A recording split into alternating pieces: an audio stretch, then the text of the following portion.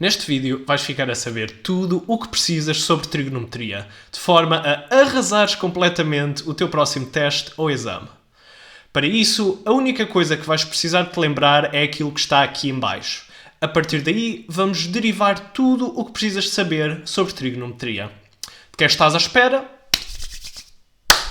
Vamos começar. Vamos começar por recordar um pouco a pré-história. Então, temos aqui um triângulo retângulo e, em especial, um ângulo agudo alfa, e temos os três lados, um lado oposto, um lado adjacente e uma hipotenusa. E então, o que é o seno? O seno é exatamente a razão entre o lado oposto e a hipotenusa, enquanto que o cosseno é a razão entre o lado adjacente e a hipotenusa. Por fim, depois definimos também a tangente de alfa, que é exatamente a razão entre o lado oposto e o lado adjacente. E se nós virmos pela definição de seno e cosseno, isto vai corresponder exatamente ao seno de alfa a dividir pelo cosseno de alfa. Eu pessoalmente também gosto de pensar nisto como projeções, ou seja, por exemplo, o seno de alfa é aquela coisa que multiplicada à hipotenusa nos dá o quê? Nos dá exatamente a sua projeção no lado oposto.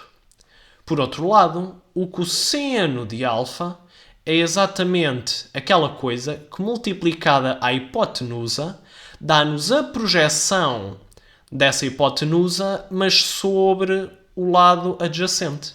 Começamos com a lei dos senos e dos cossenos. Então, para a lei dos senos, começamos aqui com um triângulo qualquer, em que temos os lados A, B e C, e temos respectivamente os ângulos opostos, alfa, beta e gama.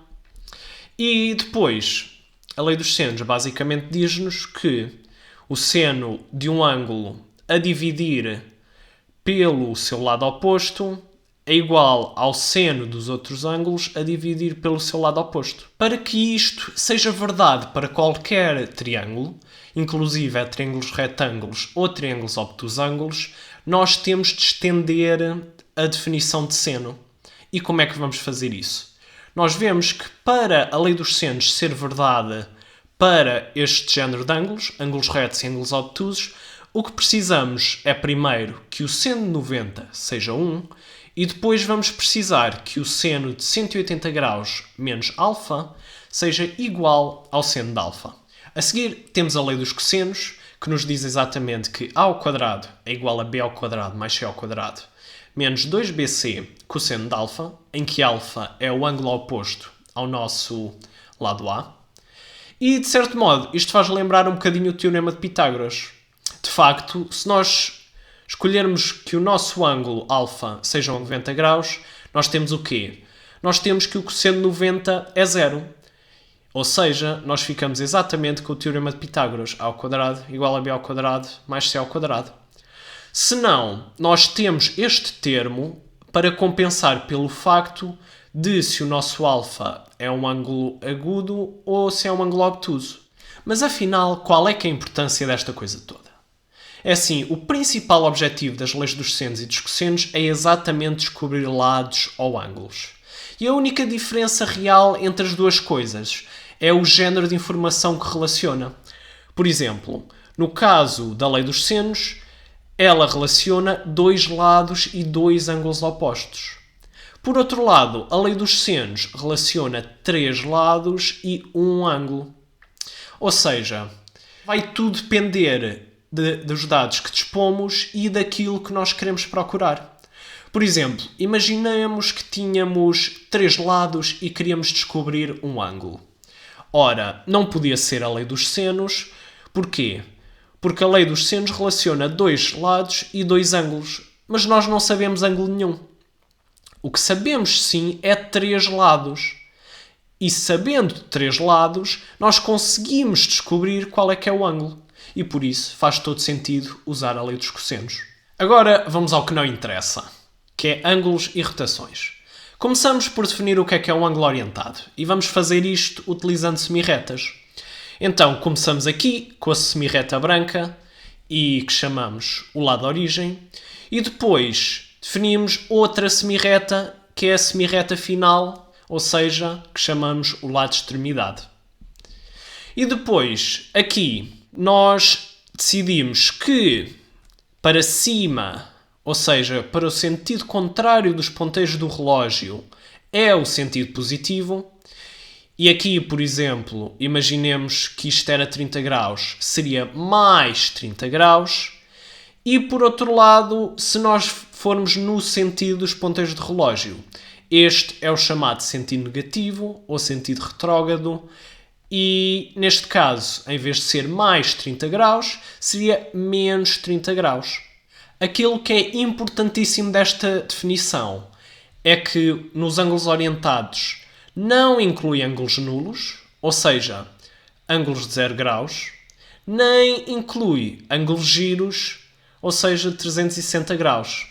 Basicamente, um ângulo orientado não inclui nenhum ângulo em que o lado de origem é exatamente igual ao lado de extremidade.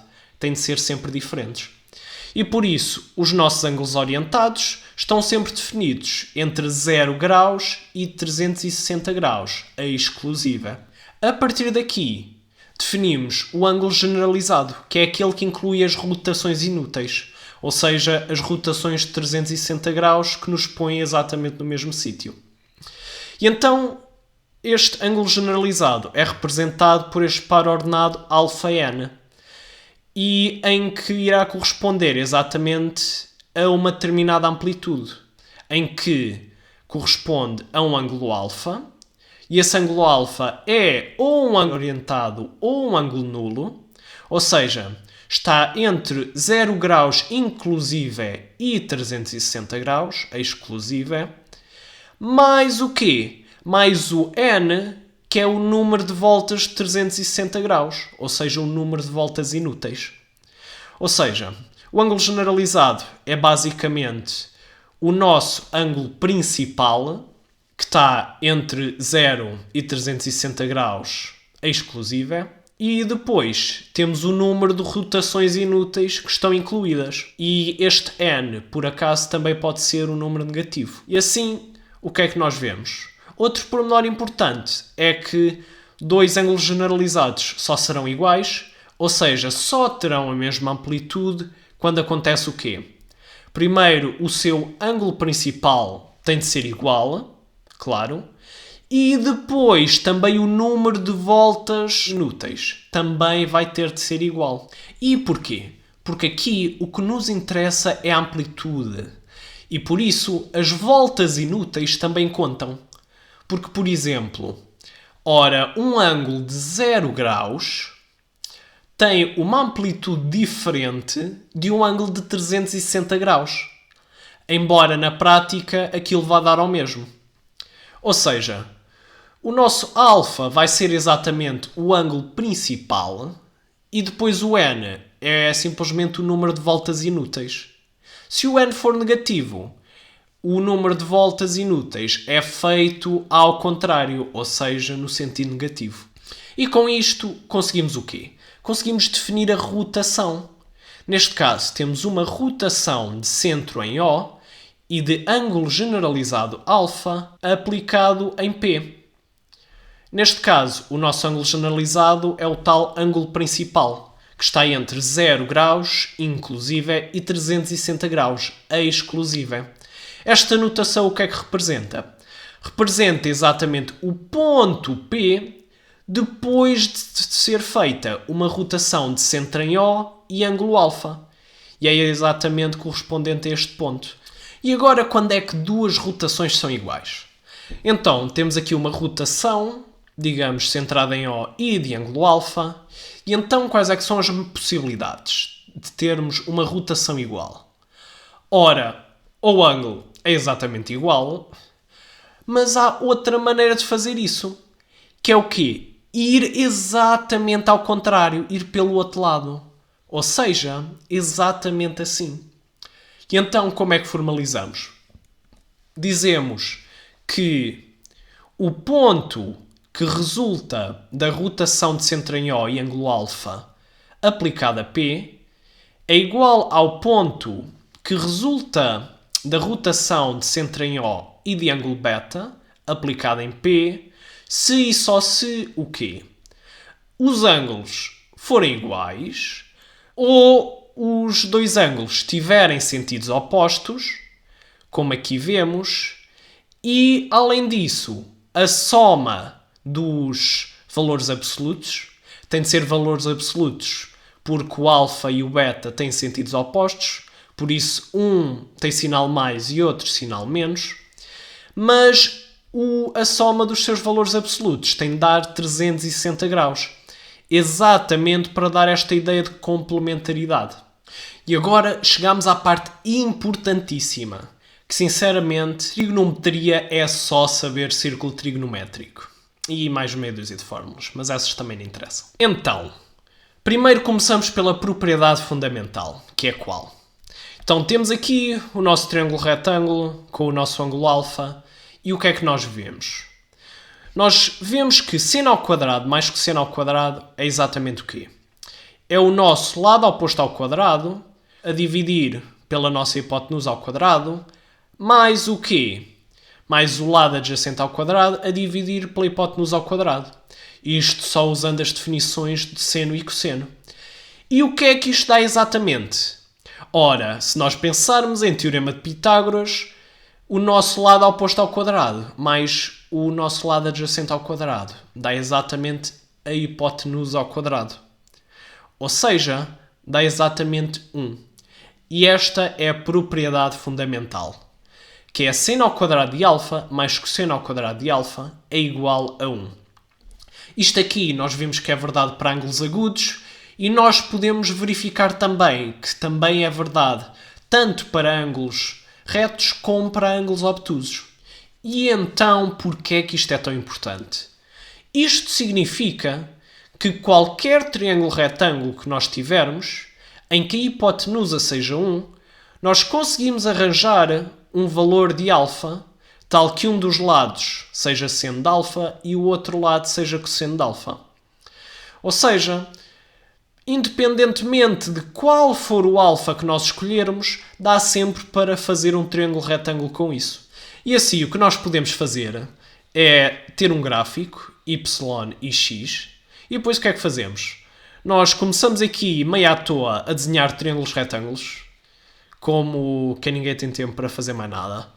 E o que nós acabamos por desenhar é exatamente este círculo.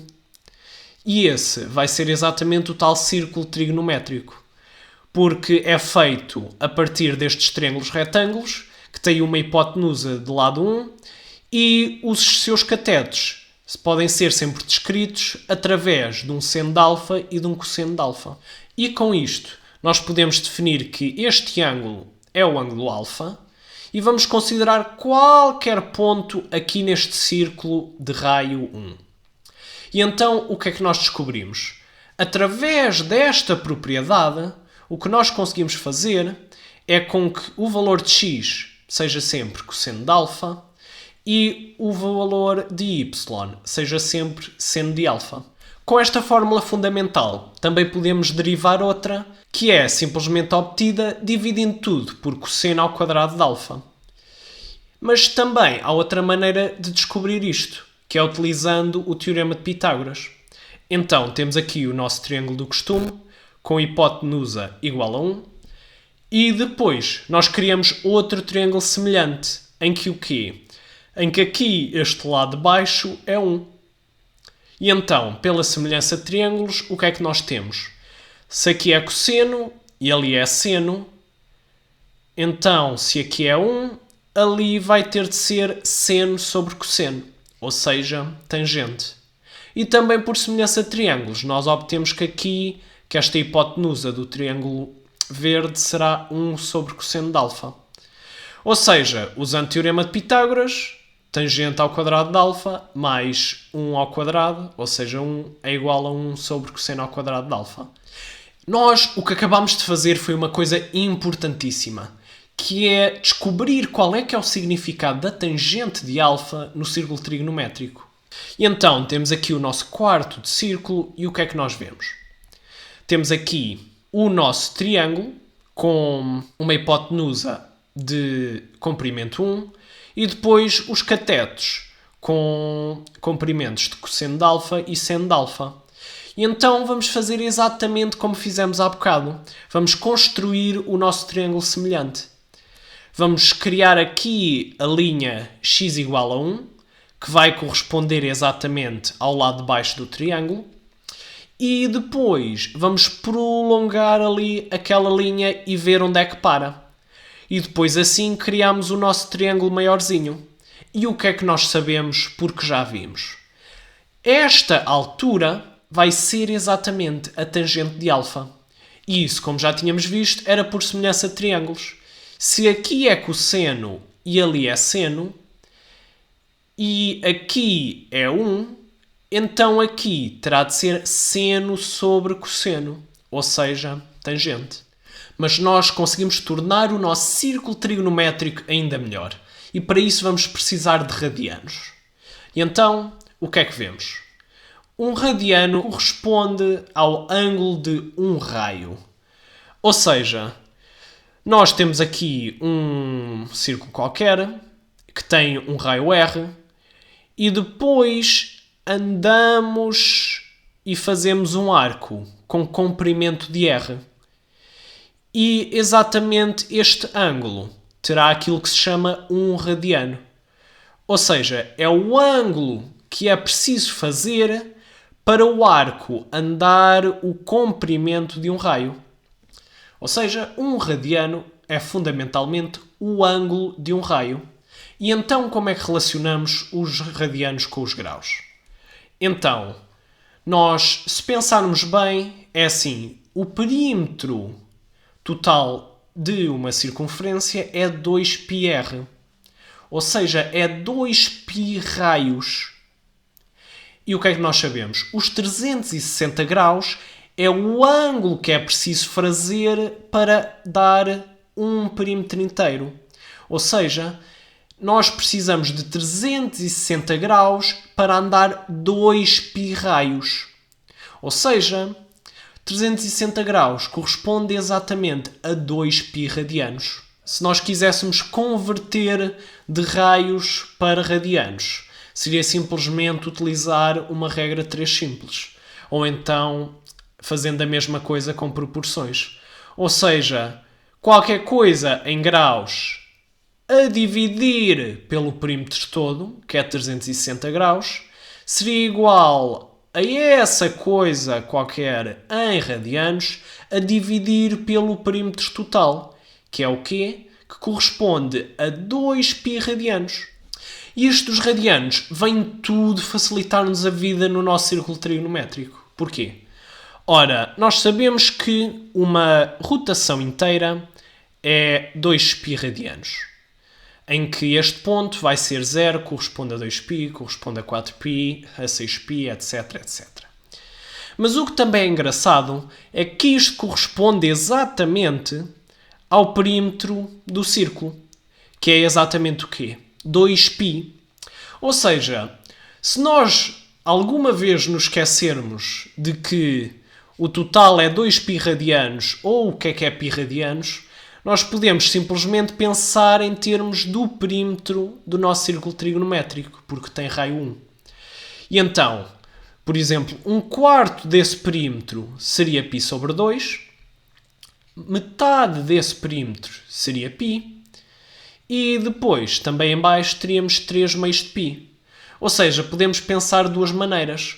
Podemos pensar em termos de radianos, imediatamente, se nós soubermos o que é que significa, ou se não nos lembrarmos, até podemos pensar em termos do perímetro do nosso círculo trigonométrico. Porque como o raio é 1, vai corresponder exatamente aos radianos. E agora, com isto, temos toda a informação sobre os cossenos e os senos. Porquê? Por exemplo, temos aqui o ponto, 0, e o que é que nós vemos? Corresponde exatamente a 0 radianos. Por isso, as coordenadas do ponto vão-nos dar exatamente o cosseno de 0, seno de 0. Outro exemplo, aqui em cima é o ponto 0,1 e o que é que nós vemos? Como corresponde ao ângulo de π sobre 2 radianos, vai-nos dar exatamente informações sobre o cosseno de π sobre 2, que vai ser 0, e o seno de π sobre 2, que vai ser 1. Basicamente, o que nós temos é que o valor do x vai ser sempre o cosseno de alfa, como temos aqui, e o valor dos y vai nos dar sempre o seno de alfa. E com isto nós conseguimos saber tudo. O círculo trigonométrico até nos ajuda a lembrar quais é que são os senos, cossenos e tangentes daqueles ângulos mais comuns, como 30 graus, 45 graus e 60 graus. Ou seja, π sobre 6, π sobre 4 e π sobre 3. E então nós temos aqui os três triângulos, um de π sobre 6, outro de π sobre 4, outro de π sobre 3. E o que é que nós vemos? Ora, nós queremos saber os senos. Então como é que pensamos? Os senos têm a ver com o y. E então o que é que vemos? Ora, o π sobre 6 é o que tem o seno mais pequenino. Ou seja, destes três números vamos escolher o mais pequenino, que é um meio. Depois, o π sobre 4 vai ser o do meio, por isso vai ser raiz 2 sobre 2. E o seno de π sobre 3 vai ser o maior, ou seja, raiz de 3 sobre 2. Fazendo com o cosseno, é exatamente ao contrário. Por exemplo, neste caso, o cosseno de π sobre 6 é o maior cosseno de todos, por isso fica com raiz de 3 sobre 2. E assim sucessivamente. Depois, para as tangentes, é simplesmente dividir um pelo outro e está a andar, ou seja, seno sobre cosseno. Agora temos redução ao primeiro quadrante, que é das coisas mais importantes, porque simplesmente aparece em tudo, que seja funções, equações, etc. Primeiro, vemos como mudar entre seno e cosseno, que é totalmente fundamental quando nós estamos a resolver qualquer equação trigonométrica. Então, o truque é exatamente considerar o π sobre 2 menos alfa, que é exatamente a mesma coisa que fazer alfa, só que a partir do eixo dos y e andar alfa para o outro lado. E então, o que nós queremos fazer é relacionar a medida do x e a medida do y aqui do alfa, ou seja, cosseno de alfa, seno de alfa, com as medidas de x e y do π sobre 2 menos alfa, que corresponde exatamente também ao respectivo cosseno e seno. E então qual é que é o truque? O truque é exatamente trocar os eixos de x e y. E o que é que nós vemos? Nós vemos que a imagem é praticamente a mesma. Só qual é que é a diferença? Aqui o π sobre 2 menos alfa e o alfa trocaram. E isto, qual é que é a conclusão? A conclusão é que vemos que aqui o x do π sobre 2 menos alfa, ou seja, o cosseno de π sobre 2 menos alfa, vai corresponder ao nosso y do alfa, ou seja, vai corresponder ao seno de alfa. Por outro lado, aqui o nosso y, ou seja, o nosso seno de π sobre 2 menos alfa, vai corresponder exatamente ao nosso cosseno de alfa. Ou seja, qual é que é a conclusão? A conclusão é que o cosseno de π sobre 2 menos alfa não será cosseno de alfa, mas sim seno de alfa. E, por outro lado, o seno de π sobre 2 menos alfa será exatamente cosseno de alfa. E, claro, a partir daqui, fazendo seno sobre cosseno, nós também vemos que a tangente de π sobre 2 menos alfa é exatamente o quê? 1 sobre tangente de alfa. E agora vamos ver outras igualdades. Por exemplo, o π mais alfa. Como é que fazemos então? Ora, para ali chegar ao alfa, como é que fazemos? Partimos aqui da origem, primeiro andamos cosseno de alfa para a direita e depois andamos seno de alfa para cima. Agora, como é que vamos ali chegar ao π mais alfa? Nós vamos fazer exatamente o contrário. Nós vamos andar cosseno de alfa para a esquerda, ou seja, menos cosseno de alfa, e depois vamos andar seno de alfa para baixo, ou seja, menos seno de alfa. E então o que é que nós vemos? Vemos que o cosseno de π mais alfa será exatamente menos cosseno de alfa. E além disso, o seno de π mais alfa será menos seno de alfa. E agora também podemos pensar na mesma coisa, mas só com tangente. Então, o que era a tangente? A tangente é criar exatamente aquela linha x igual a 1 e esticar ali o nosso alfa. E então, como é que vemos?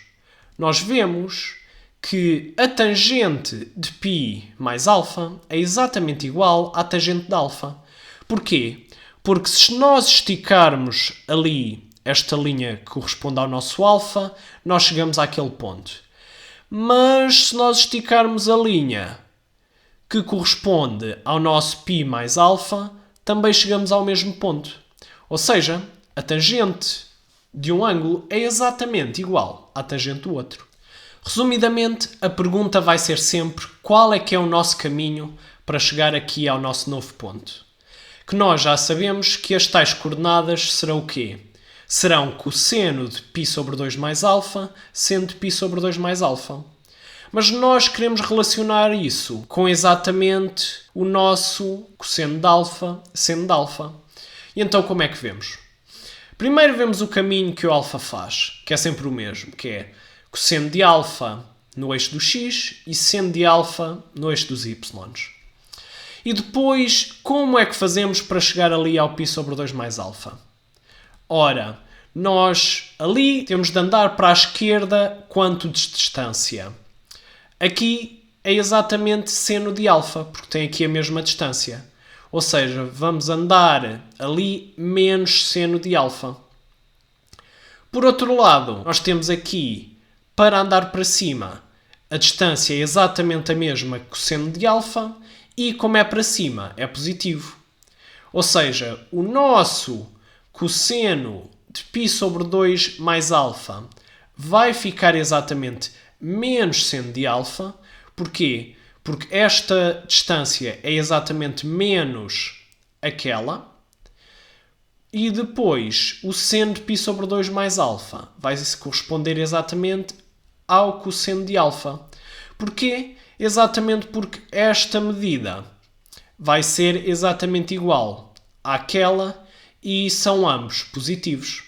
Positivo porque corresponde a ir para cima ou para a direita, negativo porque corresponde a ir para a esquerda ou para baixo. Passamos agora às funções trigonométricas, que mais uma vez têm tudo a ver com o círculo trigonométrico. Então temos aqui f de x igual a seno de x. Por isso agora o que nos interessa vai ser aquilo que acontece ao longo do eixo dos y.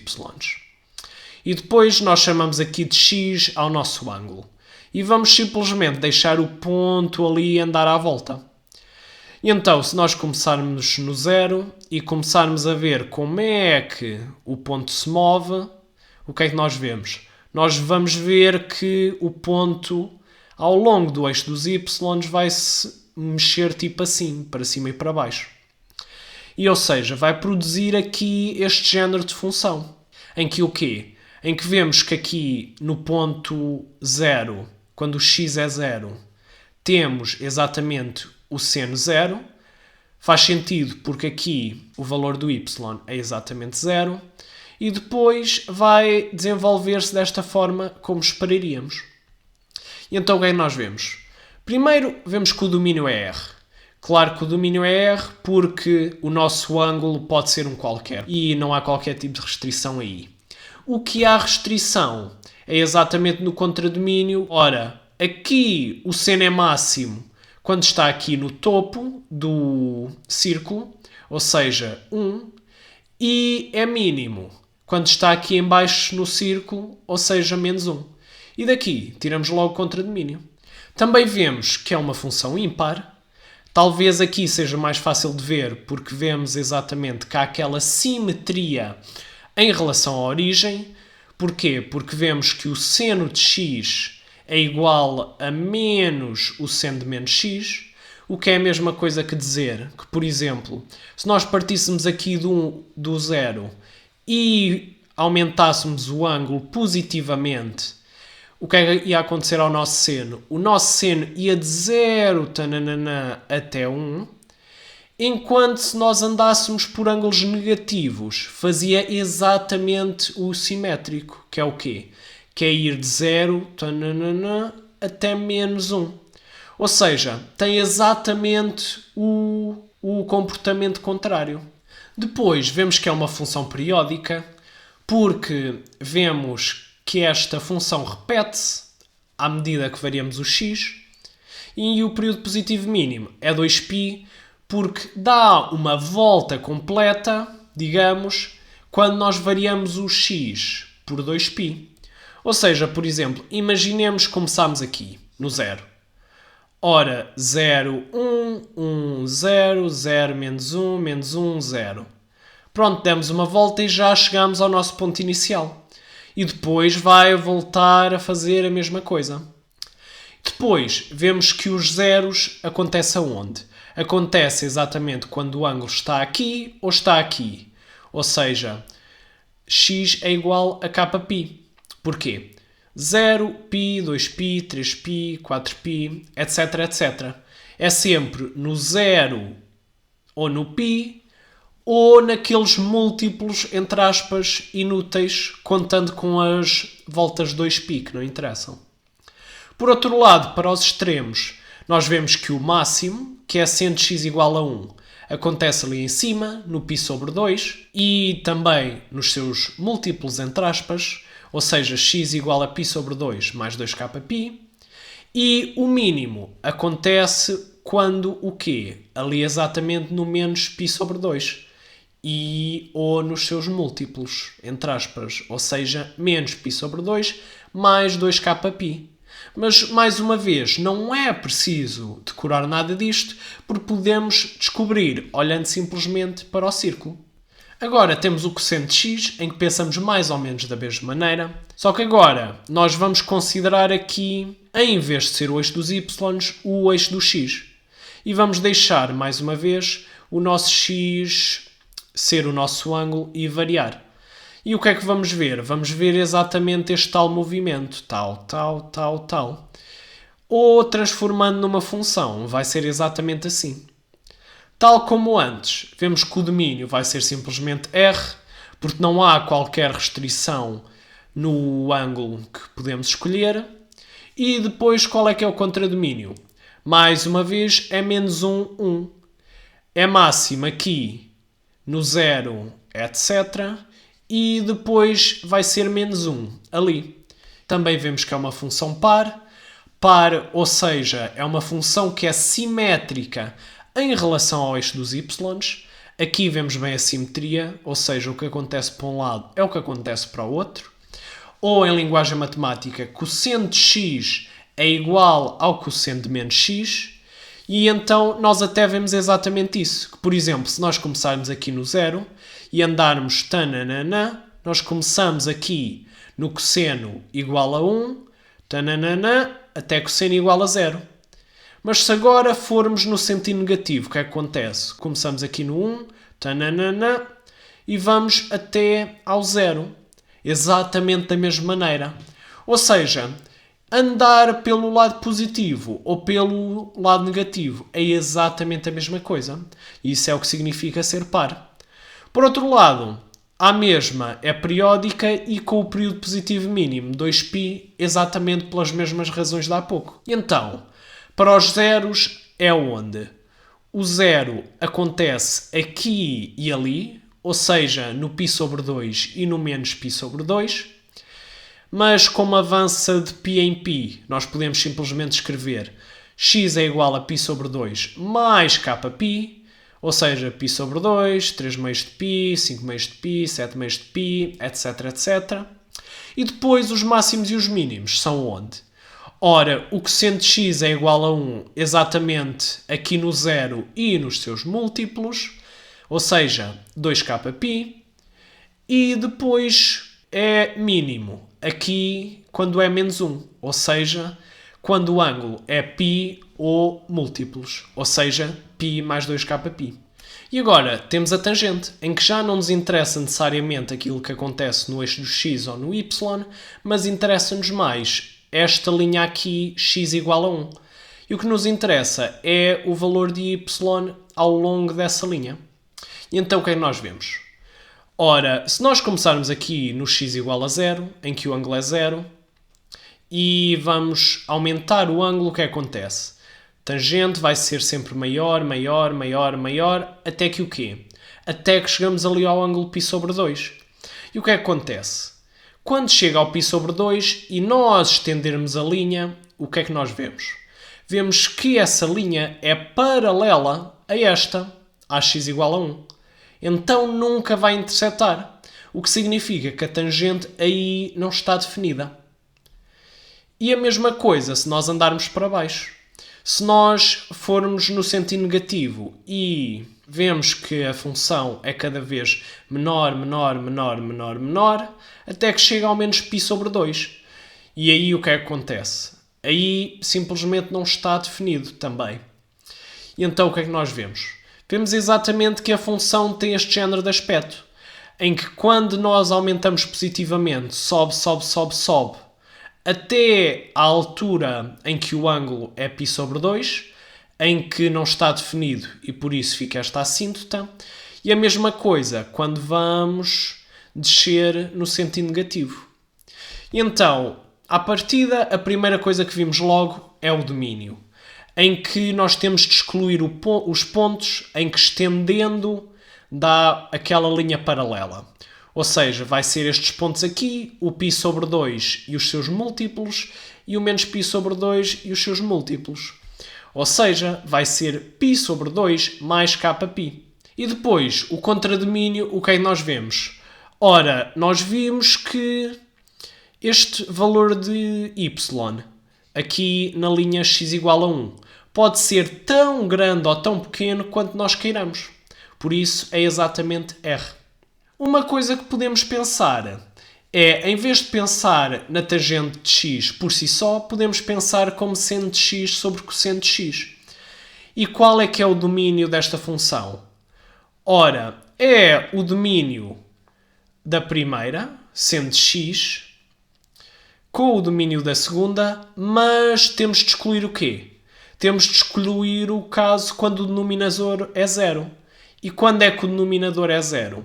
É exatamente quando o cosseno de x é zero, ou seja, exatamente naqueles tais pontos π sobre 2 mais kπ.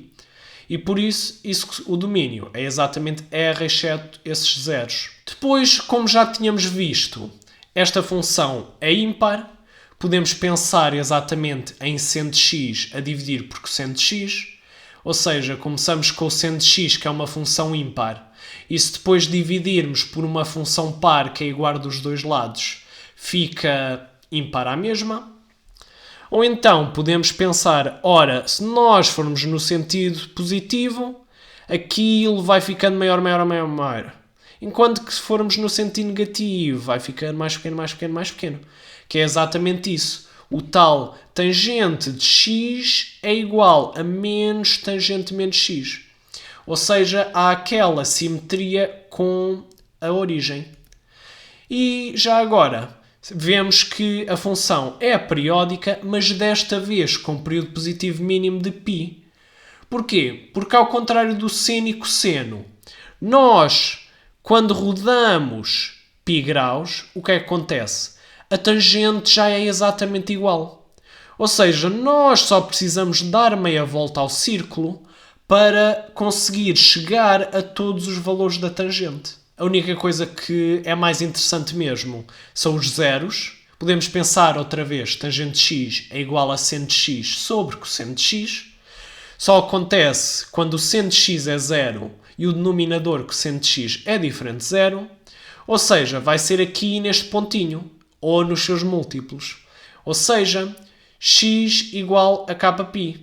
Aqui, ou também pode ser do outro lado. Ali, corresponde exatamente aos zeros do seno de x. E agora, aplicamos aquilo que vimos às transformações de funções e também depois aos osciladores harmónicos. E então, o nosso objetivo é estudar a função f de x igual a a seno de b de x mais c mais d. E então, para isso, vamos começar por ver uma transformação de cada vez. A primeira é a função a seno de x. Ou seja, nós pegamos na função seno de x e depois multiplicamos o valor por a. Nesse caso, o que vai afetar vai ser exatamente o valor dos y, porque podemos dizer que o seno de x é um y. E então, se nós tivermos o nosso a positivo, mas menor que 1, o que acontece? Isto vai simplesmente encolher. Por exemplo, pelo contrário, se o nosso A fosse maior do que 1, seria ao contrário. Iria esticar ainda mais, um bocadinho assim. E agora, outro caso. Se agora fosse também entre menos 1 e 0, mas agora é negativo. Qual é que é a diferença? A diferença é que agora vai encolher, mas vai fazer mais do que isso. Vai encolher e também vai se virar ao contrário. Porquê? Por causa exatamente do negativo. Ou seja, se antes era seno de x, agora vai ser menos seno de x. Por isso troca. E depois multiplicamos por um número qualquer que seja positivo, mas que seja menor do que 1. Ou seja, isso vai encolher. Por exemplo, se o A fosse menor que menos 1, o que é que ia acontecer? Íamos aplicar um menos, ou seja, ia virar à mesma, como aqui vemos, só que depois, em vez de encolher, não, esticava, ficava... Conclusão. Então, nós vemos que multiplicar o A por seno de x é simplesmente a mesma coisa que esticar ou encolher o y. E não é só isso. Se o A ainda for negativo, ainda temos a inversão. Ou seja, tudo que era y passa a menos y. E então, qual é que é as mudanças que acontecem na função? A única coisa que muda verdadeiramente é o contradomínio, que em vez de ser como no seno de x, que está entre menos 1 e 1, agora vai estar entre o menos valor absoluto de A e o valor absoluto de A. E colocamos ali os valores absolutos, só para que este valor da esquerda seja sempre ali menor do que o valor da direita. Agora vamos falar sobre o seno de x mais d. Neste caso, temos o d é maior que 0. Então, nesta transformação, mais uma vez, o que vamos afetar é exatamente os y's. E o que é que nós vamos fazer? Ao nosso y, nós vamos adicionar d. Neste caso, como o d é positivo, nós simplesmente vamos fazer a função subir. Pelo contrário, se o d for menor que 0, o que é que acontece? É exatamente o contrário. Ao nosso y, aquilo vai descer. Como vemos aqui. E então, qual é que é a conclusão? A conclusão é que adicionar d ao seno de x é simplesmente mover o y. E então, o que é que muda? Ora, o contradomínio muda. Porquê? Porque o contradomínio do nosso seno de x é menos 1, 1. Mas depois, nós movemos d. Por isso, pronto, também o nosso mínimo vai subir d ou descer d e o nosso máximo também vai subir d ou descer d. E depois, se era uma função ímpar, já não é. Porquê? Porque ímpar significa que é uma função que é simétrica em relação à origem. E então, se nós subirmos ou descermos, o que é que acontece? Acontece que aquele ponto que está no x igual a 0 já não está ali na origem. Já está ou em cima ou em baixo. Por isso é impossível haver simetria. Agora vamos ver outro caso, que é o seno de x mais c. E neste caso já não nos interessa o que acontece no eixo dos y, mas sim no eixo do x. Porque de certo modo isto está a afetar o x. E então o que é que nós vemos? Claro que isto vai ser uma deslocação. Só que normalmente a questão é para onde? Para onde é que vamos deslocar a coisa? E então a maneira como eu me pergunto é sempre: onde é que está o f de 0? Ou de outra maneira, onde é que está o seno de 0?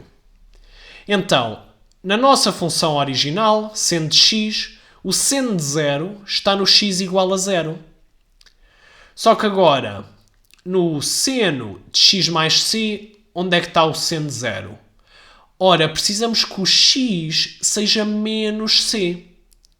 Ou seja, o nosso seno de 0, que estava aqui no x igual a 0, vai mudar-se para onde? Para o x igual a menos c. E agora é onde mora o seno de 0. E como aqui o nosso seno é positivo, o menos c está ali do lado esquerdo. Ou seja, isto vai ser uma deslocação para o lado esquerdo. Pelo outro lado, quando o nosso c é negativo, mais uma vez o seno de 0 vai mudar de 0 para menos c, mas desta vez qual é que é a diferença? Desta vez o nosso menos c é positivo. E por isso, o nosso seno de 0 vai mudar do 0 para o menos c, que neste caso é positivo.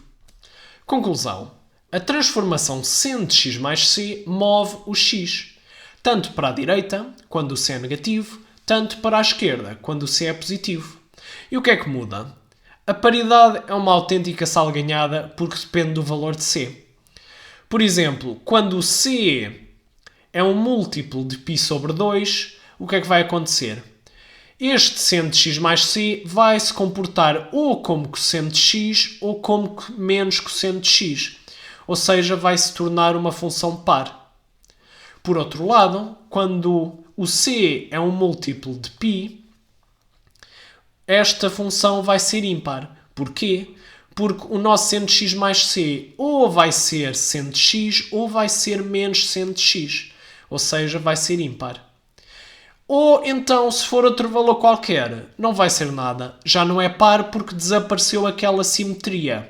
Ou com o eixo dos y, que acontece nas funções pares, ou com a origem, que acontece nas funções ímpares.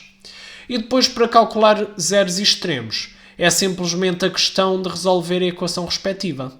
E nós iremos mais à frente ver exatamente como fazê-lo. Agora temos a transformação seno de b de x. E vemos exatamente que esta tem a ver com o eixo do x.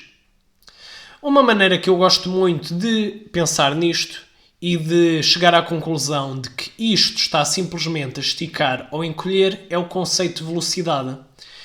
Então, o que é que está a acontecer? Nós, quando temos o nosso seno de x normal, nós temos o nosso pontinho ali a andar à volta do tal círculo trigonométrico. E depois o que é que vai fazer aqui? Ele vai andar aqui em cima e abaixo, tipo um eletrocardiograma e um polígrafo ali a desenhar esta função. Mas então o que é que acontece aqui? Ao colocarmos aqui o b, nós estamos a controlar a velocidade a que o nosso x anda. E por isso o que é que acontece? Quando o nosso b está entre 0 e 1, nós estamos a descer, a diminuir a velocidade à qual vamos à volta do círculo trigonométrico. Ou seja, estamos a diminuir a velocidade a que o nosso polígrafo ou o nosso eletrocardiograma movem assim para cima e para baixo. E então o que acontece? Como o b está entre 0 e 1, o que vemos é que isto vai esticar. Por outro lado, quando o nosso b é maior do que 1, o que acontece?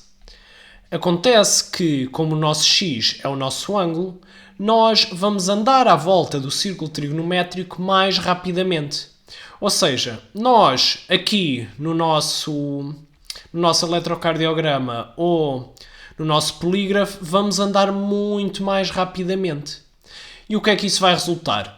Claro que a coisa vai ficar muito mais encolhidinha. Mas só que o caso especial é quando é menos 1. Porque o que é menos 1? Menos 1 significa simplesmente ir à volta do círculo trigonométrico, mas no sentido contrário. E então, o que é que acontece neste caso? Só neste caso, o que acontece é que há uma inversão. Mas isto é uma coisa excepcional. Porquê? Porque neste caso, o seno é uma função ímpar. E por isso o seno de menos x é exatamente menos seno de x. E daí é que vem exatamente este menos seno de x. Por isso é preciso ter muito cuidado com esta questão. Por isso, aquilo que eu recomendo é deixar o b sempre positivo, porque assim é muito mais fácil de perceber. Ou seja, utilizando aquelas regras dos senos, cossenos e tangentes, que é muito fácil de ver a partir do círculo trigonométrico, nós tiramos simplesmente o menos para fora, que é para assim só ficarmos com seno de bx, mas positivo. Então, qual é que é a conclusão? A conclusão é que o seno de b de x estica ou encolhe o x. Porquê? Porque o b afeta a velocidade com que o nosso ângulo dá a volta ao círculo. E então, claro que isto vai afetar o período positivo mínimo. Isto porque ou fica mais rápido ou fica mais lento dar uma volta inteira ao círculo. E quão mais lento ou quão mais rápido? Ora, a maneira de pensar é, então, para o seno de 2π, quanto é que eu preciso? Ora, na nossa função original, seno de x, era preciso 2π, para o seno de 0 se repetir. E agora, quanto é que é preciso para ter seno de 2π? Ora, seno de b de x, precisamos que o x seja igual a 2π sobre b. E é aí a primeira vez em que o seno de 0 se repete. Ou seja, ficamos com o período positivo mínimo. É 2π sobre b. E para os zeros e para os extremos é simplesmente colocar as respectivas equações e resolvê-las. Então, regra geral, quando nós queremos lidar com o f de x igual a a seno de b de x mais c mais d, o que nós queremos fazer é simplesmente ir compondo as diversas transformações. E a única dica que quero deixar é mesmo deixem o b positivo, que é para não complicar aquelas coisas das inversões e não sei quantos. O sinal dos outros tanto pode ser positivo como negativo, que nós sabemos lidar com eles facilmente. E a mesma coisa e o mesmo estudo nós podemos fazer para as funções a cosseno de b de x mais c mais d, ou a mesma coisa para a tangente. Com isto podemos passar aos osciladores harmónicos, que são simplesmente casos especiais desta função. Neste caso são funções do tipo a cosseno de ômega-t mais φ. E em que aqui o que nos interessa é ir à volta do círculo trigonométrico e só nos interessa aquilo que está a acontecer no eixo do x. Daí o x de t. E então, o que é que vemos? Nós vemos que agora o nosso círculo trigonométrico já não tem raio 1, mas tem raio A, que é para exatamente o eixo do x nos dar aquele cosseno que nós queremos. Depois, o que é que temos? Ora, nós já não vamos começar a contar no zero, mas sim vamos começar a contar no ângulo φ. E depois, o nosso ômega, como já tínhamos explicado, o que é que vai mudar? Vai mudar exatamente a velocidade com que nós vamos dar a volta aqui ao nosso círculo trigonométrico. Ou então, voltando à nossa expressão do polígrafo ou do eletrocardiograma, nós vemos que o A, que é a amplitude, é exatamente aquele valor da distância entre o zero e o máximo ou o mínimo, porque exatamente vai corresponder àquele raio do nosso círculo. Depois temos o nosso φ, que vai exatamente afetar o ponto inicial, que vai ser exatamente a cosseno de φ, porque quando temos o t igual a zero é assim que fica a expressão. E depois temos o nosso período, que tal como já tínhamos visto antes, vai ser exatamente afetado pelo nosso ômega. E então, os nomes. Nós chamamos ao A a amplitude, chamamos ao nosso φ de fase e chamamos ao nosso ômega de pulsação. E o período é o quê? O período é exatamente o tempo que demora a dar uma volta completa. E então, para dar uma volta completa, o que é que nós precisamos exatamente? Nós precisamos que o nosso ômega-t dê 2π, ou seja, isto para dar uma volta completa. Já que o φ aqui é simplesmente um ponto inicial, por isso não afeta a maneira como nós damos uma volta. Então o que é que nós temos? O tempo fica exatamente 2π sobre ômega. Ou seja, o período é exatamente 2π sobre ômega. E a frequência, qual é? Bem, a frequência é o número de voltas por unidade de tempo. Ou seja, neste caso, a frequência é o quê? É uma volta a dividir pelo quê? Pelo período, que é o tempo que demora uma volta. Ou seja, ômega a dividir por 2π. Com isto ainda podemos ir mais além. Precisamos primeiro das somas de dois ângulos. Em que neste caso temos o seno de x mais y é o quê? É o seno do primeiro vezes o cosseno do segundo mais o seno do segundo e o cosseno do primeiro, enquanto que o cosseno de x mais y é o quê? É os dois cossenos menos os dois senos. E se os ângulos forem iguais, ou seja, x mais x, ou seja, seno 2x, temos o quê? Temos 2 seno de x cosseno de x, e depois o cosseno de 2x é cosseno ao quadrado de x menos seno ao quadrado de x. Ou usando a tal fórmula fundamental, podemos transformar isto também na forma 2 cosseno de x ao quadrado menos 1, ou então na forma 1 menos 2 seno ao quadrado de x. E agora, com isto, nós já conseguimos saber como transformar uma expressão desta forma, ou seja, A1 cosseno de ômega-t mais A2 seno de ômega-t, num oscilador, ou seja, numa função da forma A cosseno de ômega-t mais b. E então, o que é que fazemos? Ora, primeiro vamos sonhar um bocadinho. Vamos supor que nós tínhamos o A1, que é igual a cosseno de b, e o A2 é menos a seno de b.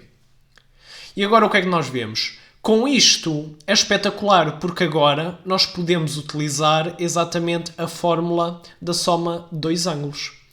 Então o que é que ficamos? Substituindo, ficamos com a cosseno de b, cosseno de ômega-t, menos a seno de b, seno de ômega-t. Mas olha, isto podemos usar a fórmula do cosseno de x mais y. E como é que fica? Fica exatamente a cosseno de ômega-t mais b. E aí, temos exatamente aquilo que nós queríamos. Mas há então uma maneira fácil de descobrir qual é que é o a e qual é que é o b? De facto, há. Então, nós já vimos que o nosso A1 e o nosso A2 têm de satisfazer este sistema, em que A1 é A cosseno de B e o A2 é menos A seno de B. Mas agora, o que é que nós vemos? Utilizando aquela fórmula fundamental, o que é que nós vemos? Vemos que A1 ao quadrado mais A2 ao quadrado, que é a mesma coisa que meter estes dois termos da direita ao quadrado e somá-los, dá exatamente o quê? A ao quadrado. Porquê? Porque o cosseno ao quadrado de b mais seno ao quadrado de b dá exatamente 1. E por isso só ficamos com a ao quadrado. Então, o primeiro passo é o quê? Descobrir a. E para isso fazemos um género de quase teorema de Pitágoras, que é fazer a raiz quadrada de a1 ao quadrado mais a2 ao quadrado. E depois o segundo passo é resolver o sistema. Porque já sabemos o A1, já sabemos o A2 e também já sabemos o A, por isso podemos resolver o sistema em função do cosseno de B e do seno de B. E a partir daqui conseguimos tirar o B. Outra coisa essencial são as equações. E então, vamos ver, por exemplo, a equação seno de x igual a c. Então, mais uma vez, temos aqui o nosso círculo trigonométrico e aqui o que nos interessa, claro, como estamos a falar de senos, é o valor de y. Então, o x igual a c é exatamente apenas esta linha horizontal, em que está uma distância c da origem. E então o que é que nós temos? Nós vamos supor que temos uma solução. Vamos chamar essa solução alfa. E então o que é que vemos? Ora, este ângulo resulta, mas não é só este ângulo que resulta. Qual é que resulta também? É este ângulo. Ou seja, o ângulo π menos alfa também é outra solução. E entre 0 e 2π, estas são as únicas soluções. Mas claro, depois também vamos contar múltiplos. Então como é que fica? Vemos que o seno de x é igual a c, se e só se o x é igual a alfa, mais os múltiplos, ou o x é π menos alfa mais os múltiplos. A mesma lógica se aplica para o cosseno de x igual a c, só que neste caso o que nos interessa é o eixo do x e por isso a nossa linha cosseno de x igual a c é uma linha vertical.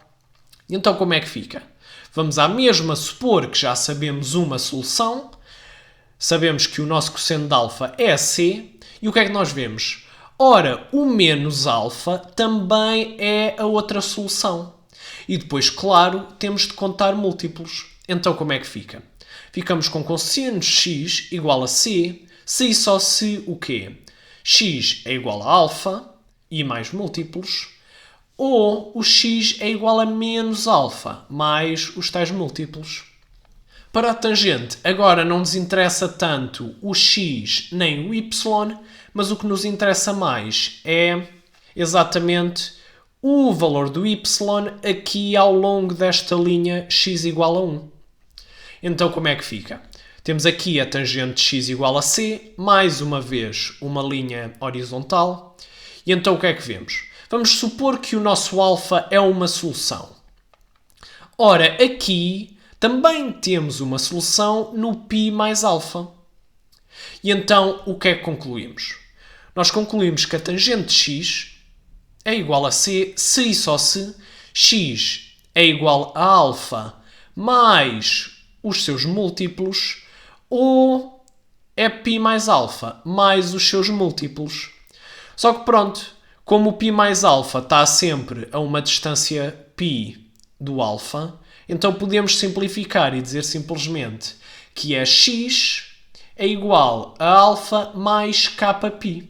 E então a função seno de x igual a seno de c. É muito parecida com o primeiro exemplo.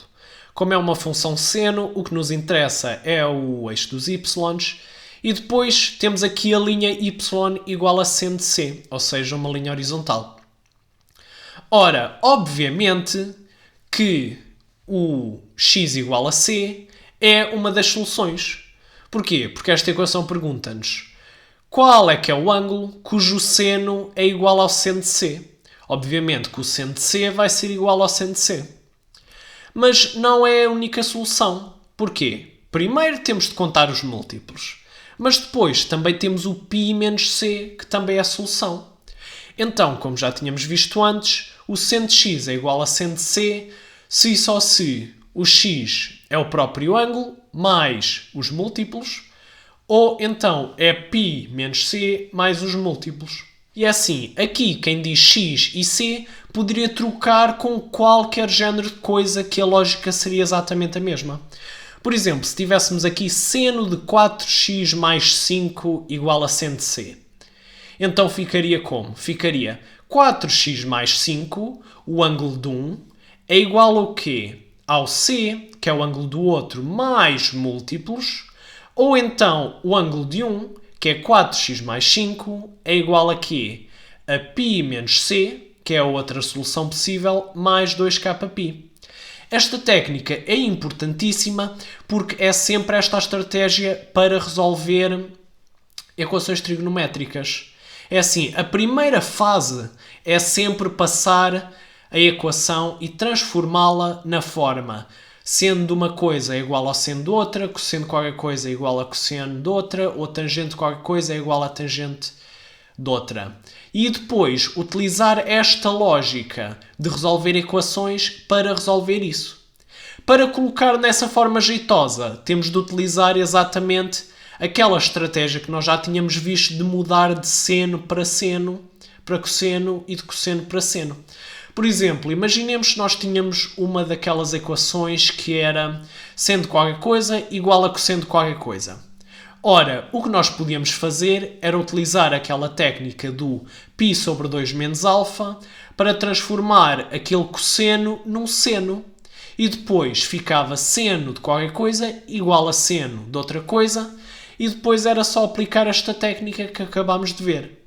Agora vemos as funções inversas. Começamos pelo seno de x e temos aqui o círculo e o gráfico. E também lembramos que o domínio é R e o contradomínio é -1, 1. E ora, para ter a inversa, nós precisamos que a função seja injetiva, ou seja, que alcance cada valor uma única vez. Ou seja, no caso do círculo, preciso que ele vá do menos 1 a 1 ou do 1 ao menos 1, passando só uma vez por cada ponto. Ou seja, neste caso seria dar esta meia-lua. Ou seja, iria de menos π sobre 2 até π sobre 2. A outra maneira de ver nos gráficos é um bocadinho como lavar janelas. Que é o quê? Que é nós passamos aqui linhas horizontais, de cima a baixo, e depois o que é que acontece? Cada linha horizontal, para a função ser injetiva, só pode intersetar um ponto da nossa linha. Ora, claramente aqui isso não está a acontecer.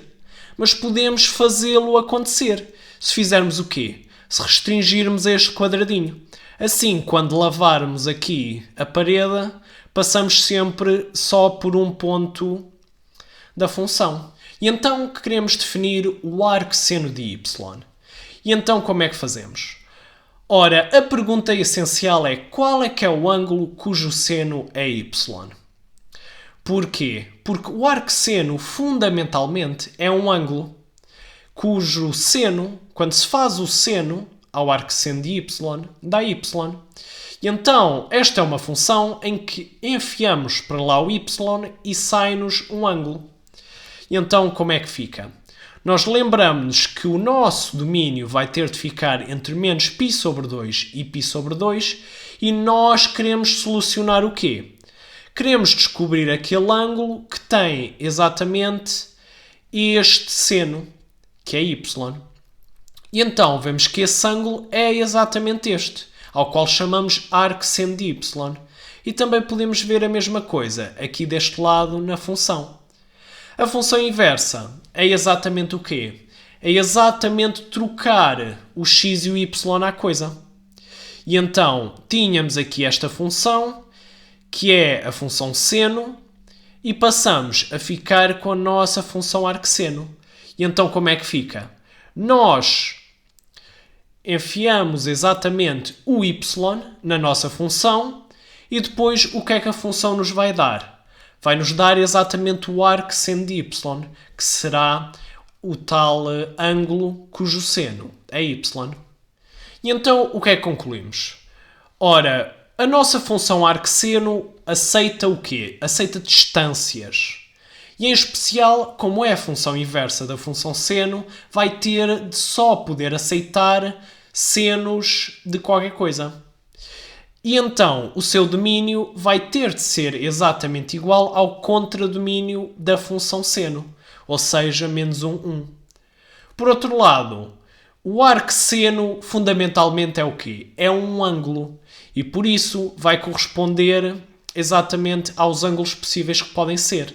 Neste caso vimos que tem de estar entre menos π sobre 2 e π sobre 2. E mais ainda, é uma função ímpar. Porquê? Porque vimos que o seno é uma função ímpar e a função inversa é simplesmente uma reflexão de trocar o eixo do x com o eixo dos y. Ou seja, se estava simétrica com a origem antes, ainda vai continuar simétrica com a origem. E então, nós ficamos com todas as propriedades que são naturais de uma inversa. Por exemplo, y é igual a seno de x se e só se o arcseno de y é igual a x. O arcseno do seno de x será x e o seno do arcseno de y será y. Isto, claro, sempre que o x e o y estejam nos sítios certos, ou seja, nos domínios das respectivas funções seno e arcseno. Agora consideramos o cosseno de x. E mais uma vez temos aqui o círculo e o gráfico, bem como o domínio e o contradomínio. E então, desta vez, o que nos interessa é o eixo do x. E então, o que é que nós vemos? Ora, mais uma vez, nós queremos que a função seja injetiva. Ou seja, que só passemos por cada valor uma vez. E então, aqui o que é que nós fazemos?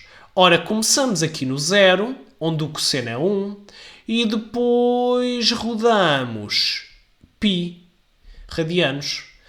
que vai fazer o cosseno ir do 1 tananana, até ao menos 1. Ou então aqui em baixo no gráfico, como é que criamos aqui uma janela que podemos limpar?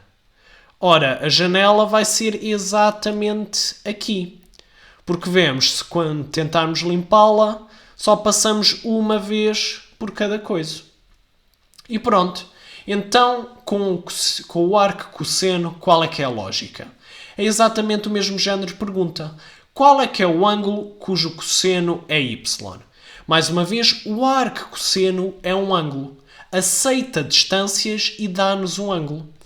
E então, o que é que fica?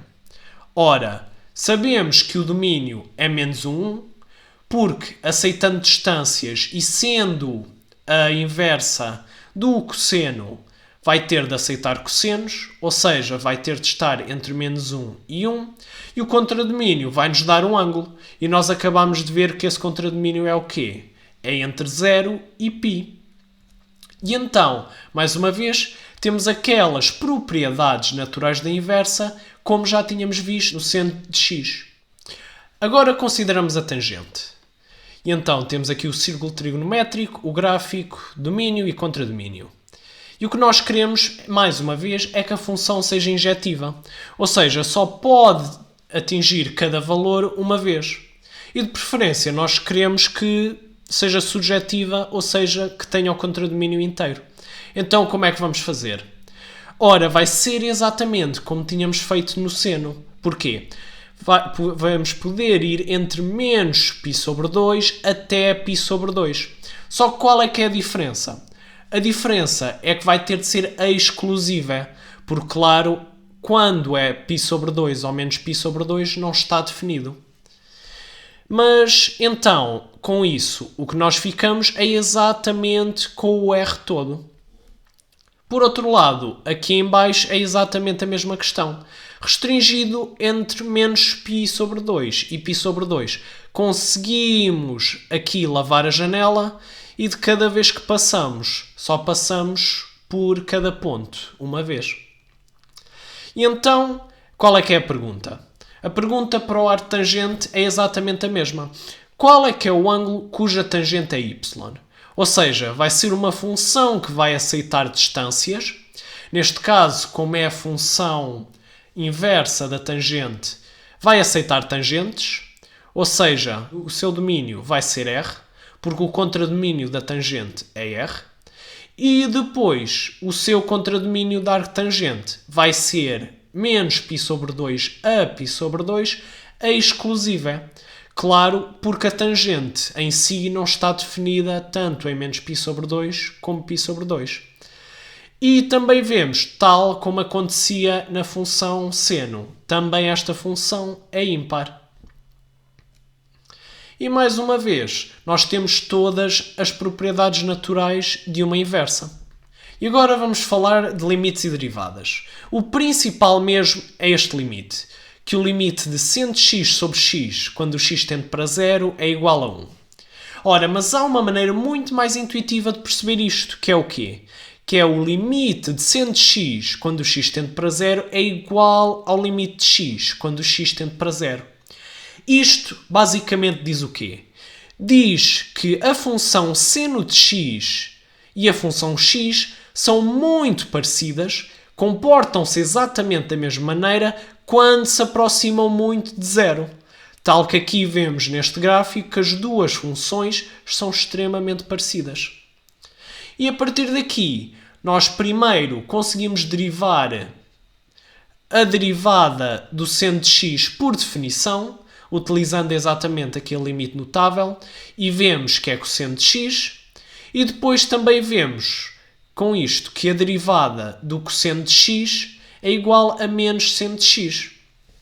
Juntando estas duas, podemos utilizar a regra da divisão para derivar a derivada da tangente de x, que neste caso é menos 1 sobre cosseno ao quadrado de x.